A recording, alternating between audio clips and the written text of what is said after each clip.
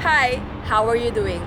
I'm here right now in Los Angeles Union Station, and in this video we're gonna compare Pacific Surfliner versus Coast Starlight, and off we go. We're gonna compare Pacific Surfliner and Coast Starlight on their route and scenery, how many trains per day, amenities, Wi-Fi, luggages, pet policy, and bike policy. Let's go ahead with the route and scenery. For Pacific Surfliner, the route includes so-called stop destinations like San Diego, Orange, Los Angeles, Ventura, Santa Barbara, and San Luis Obispo counties. It runs 351 miles from LA to Slow. It has the Pacific Ocean views. While Coast Starlight has a Grand West Coast Train adventure en route daily between Los Angeles and Seattle. It covers a distance of 1,377 miles with over 35 hours and 28 stops. You will see the dramatic snow-covered peaks of the Cascades Range and Mount Shasta, lush forests, fertile valleys, and long stretches of the Pacific Ocean. They all provide a stunning backdrop of your journey.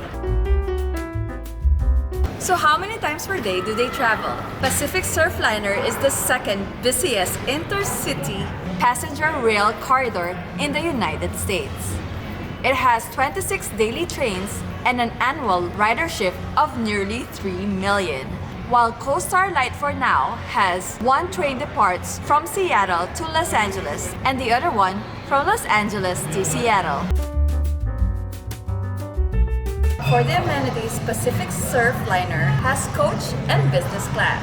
It has a market cafe, power and Wi-Fi, but the Wi-Fi does not support high bandwidth. Observation car and sightseer lounge may or may not be present. On the other hand, Coast Starlight is a full-service train. It has a sightseer lounge, coach and business class, roomettes and rooms. Dining could be in a market cafe or a traditional dining, while both of them has large picture windows.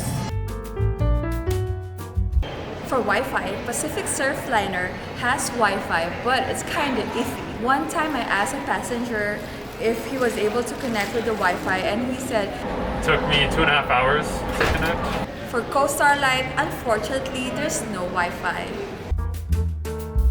In terms of luggages, while the Pacific Surfliner has 6 free baggages, 2 personal or 2 carry-ons, 2 luggages, and another 2 special luggages. Coast Starlight, on the other hand, has 4 free baggages, 2 personal ones, and 2 luggages. The other 2 luggages, you have to pay more. The pet policy for Pacific Surfliner is that service dogs are allowed, while on Coast Starlight, small pets are allowed with a fee. Bike policy is A-OK for both Pacific Surfliner and Coast Starlight.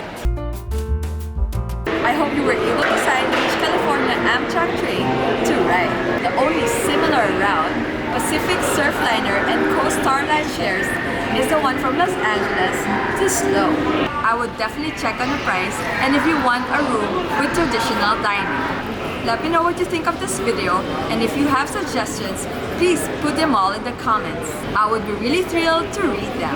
See you next time, and off I go.